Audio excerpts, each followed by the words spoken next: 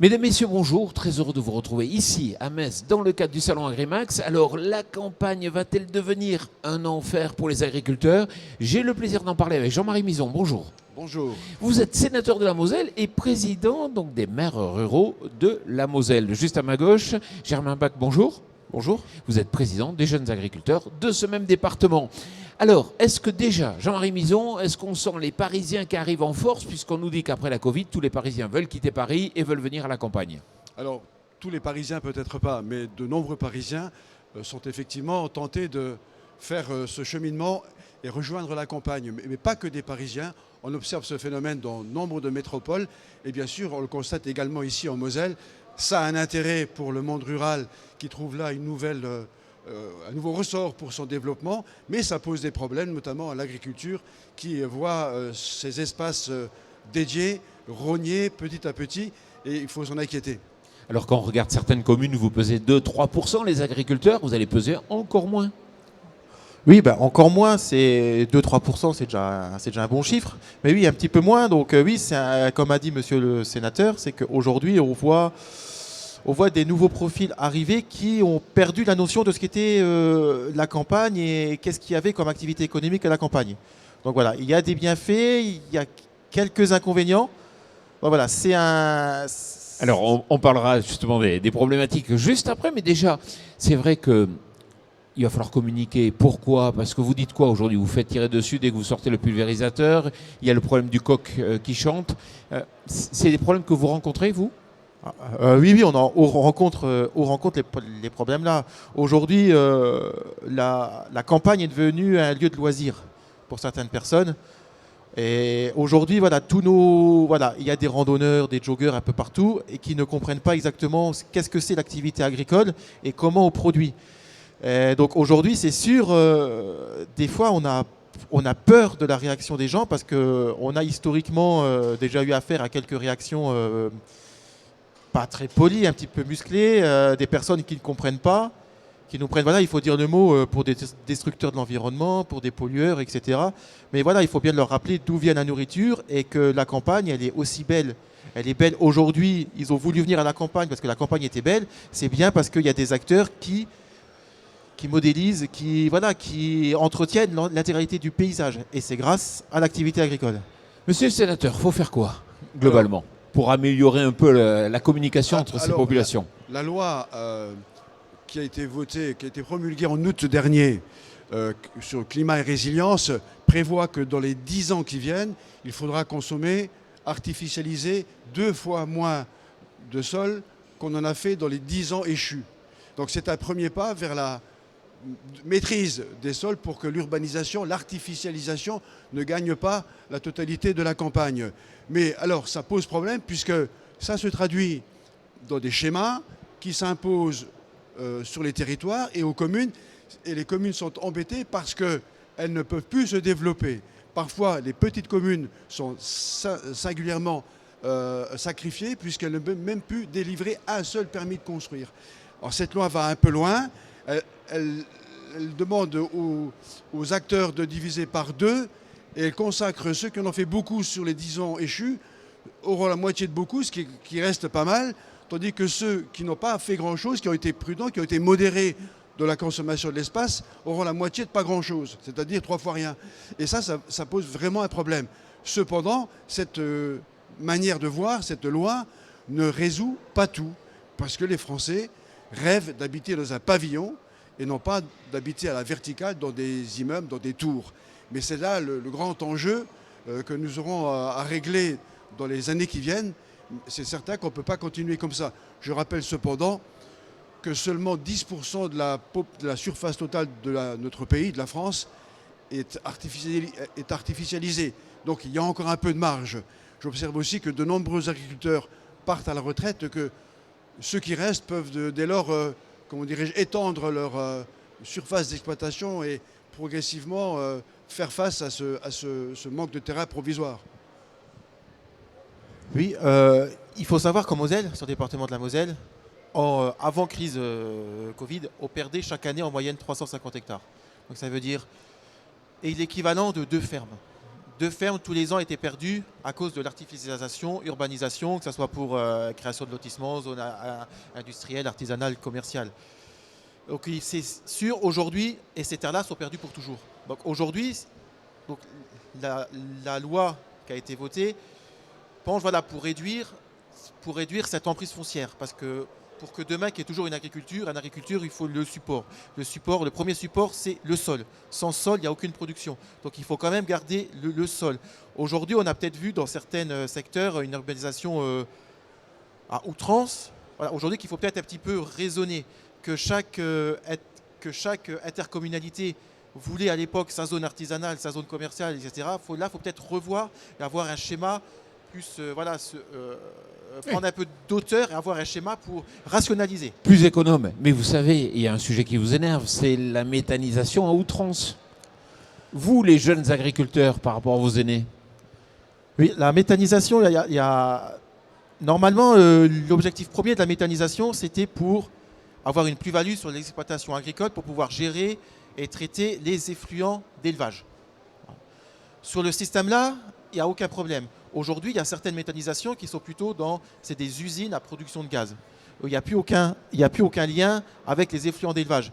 Et ceux-là, aujourd'hui, peuvent poser un problème si ce n'est pas bien maîtrisé et pas bien géré, à la fois pour le renouvellement des générations, ça fait une concurrence déloyale, mais surtout pour la vision qu'aura la méthanisation pour la société. Parce que c'est une usine qui est à la sortie d'un village et n'a pas l'habitude de voir passer autant de va-et-vient. C'est un problème pour vous dans la gestion du territoire? C'est un véritable enjeu. Moi, je partage totalement l'avis de Germain Bach.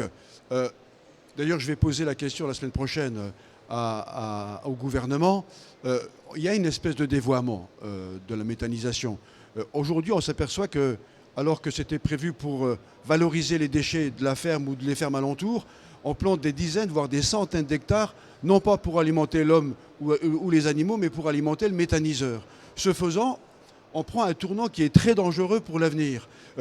La balance commerciale de l'agriculture et de l'agroalimentaire en général est excédentaire grâce au vin et aux spiritueux et grâce aux céréales. Mais si demain les céréales ne servent plus qu'à fabriquer du gaz, on va vers un avenir un peu périlleux. Donc je vais alerter le gouvernement parce qu'on sent qu'il n'y a pas de ligne de conduite.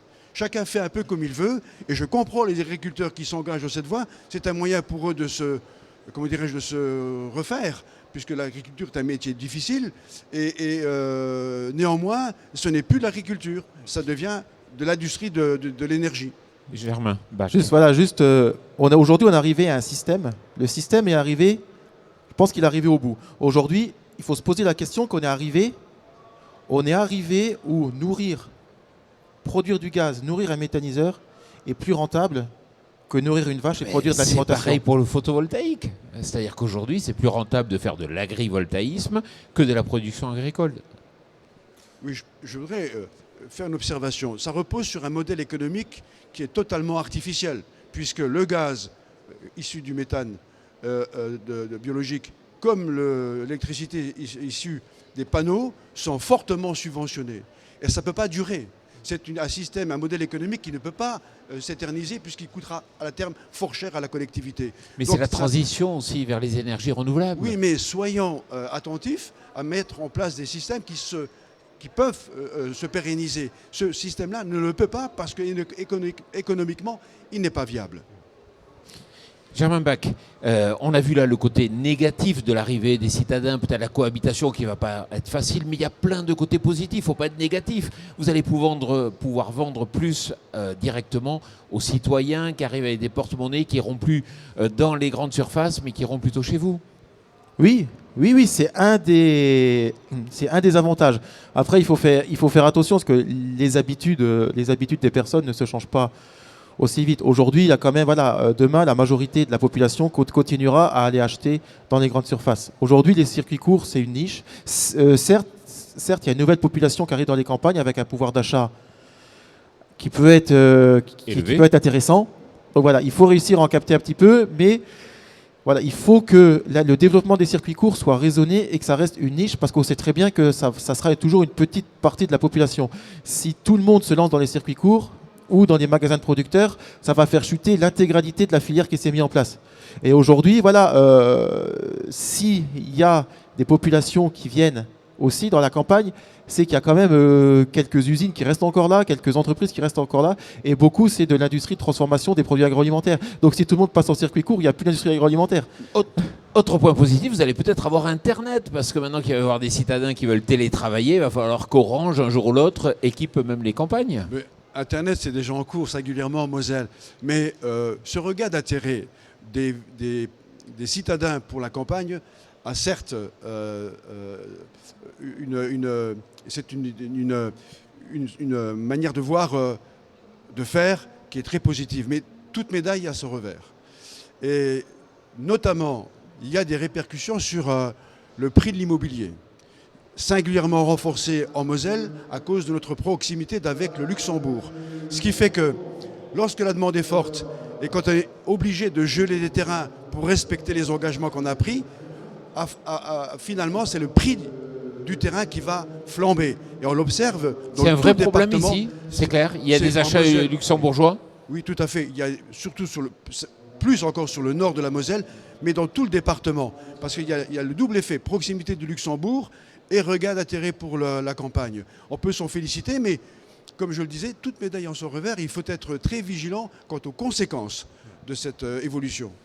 On va parler des déserts médicaux. C'est un véritable problème. Pourquoi un agriculteur, pourquoi un rural pourrait avoir un rendez-vous dans 6 mois et pas dans 2 mois comme dans d'autres régions? Qu'est-ce que vous pourriez faire? Alors, il faut savoir qu'on n'a jamais eu autant de médecins en France qu'aujourd'hui. Et en même temps, on n'en a jamais autant manqué. Pour diverses raisons, notamment parce que les jeunes médecins veulent une qualité de vie différente de celle qu'ont connue leurs prédécesseurs. Et notamment, ils veulent avoir du temps libre. Donc, ils sont moins dans leur cabinet que ne le faisaient leurs prédécesseurs. Et ça touche particulièrement la campagne. Et on a demandé au gouvernement d'imposer la localisation, la territorialisation dans des secteurs qui sont sous-dotés.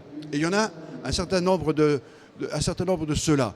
Mais pour l'instant, Mme Buzyn, comme aujourd'hui M. Véran, s'y oppose. La seule chose qu'on ait obtenue, c'est que les médecins fassent le stage de leur dernière année de formation en zone sous-dotée. Mais encore faut-il qu'il y ait un médecin sur place, parce que s'il n'y a pas de tuteur, le stage ne peut pas être validé. On progresse, mais je pense qu'on n'échappera pas à une forme d'imposition de la localisation. On ne pourra pas éternellement rester dans cette